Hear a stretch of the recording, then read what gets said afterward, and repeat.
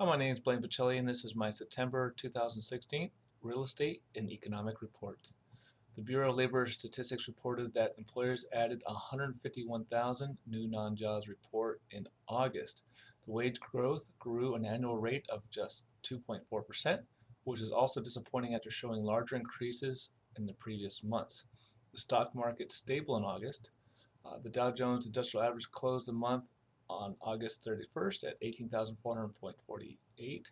The S&P closed the month at 2,170.95, and the Nasdaq closed on August 31st at 5,213.22. The stocks rallied Friday, which was below expectations. Investors feel that softening of new jobs created could cause the Federal Reserve to hold off on expected upcoming interest rates rise. Bond yields rise in August. Statements released from the Federal Open Market Committee meeting and statements from Fed officials were designed to let investors and analysts know that the interest rate hikes were likely soon.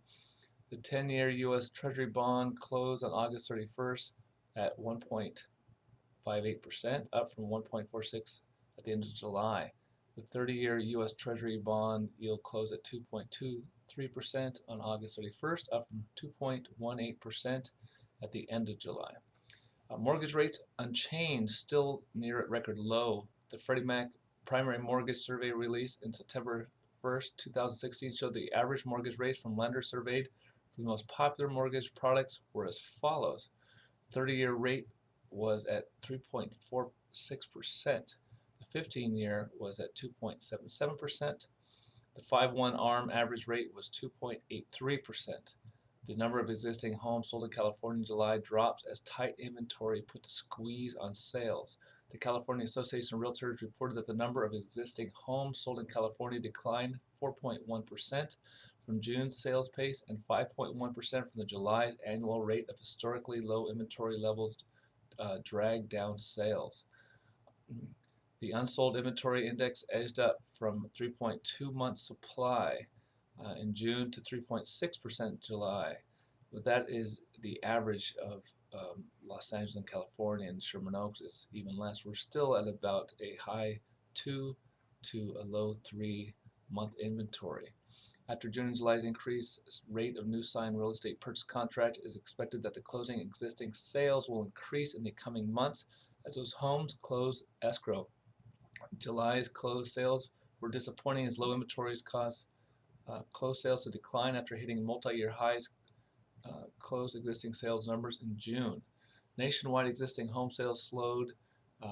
Reported that the existing home sales slowed in July after hitting the highest levels in many years in June.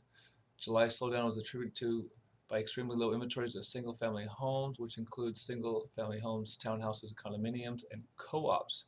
Sales fell 3.2% from June's figures, and year-over-year closed sales declined 1.6% from last July.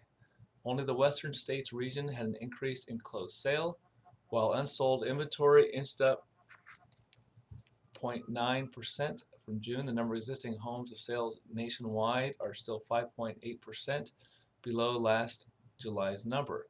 30% of all sales were purchased by first-time homeowners, up 28% from a year ago.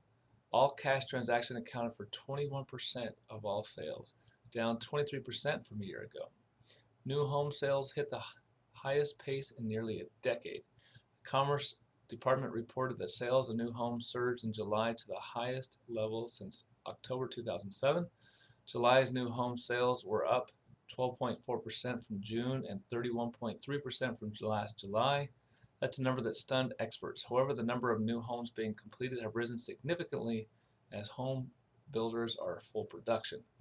But as I mentioned earlier, that they are changing the law of how big of a house you can put, and it's 7,500 square foot, 7,501 square foot lot and above, you can be able to put 40%, and 0 to 7,500 square feet, it's going to be 45% house.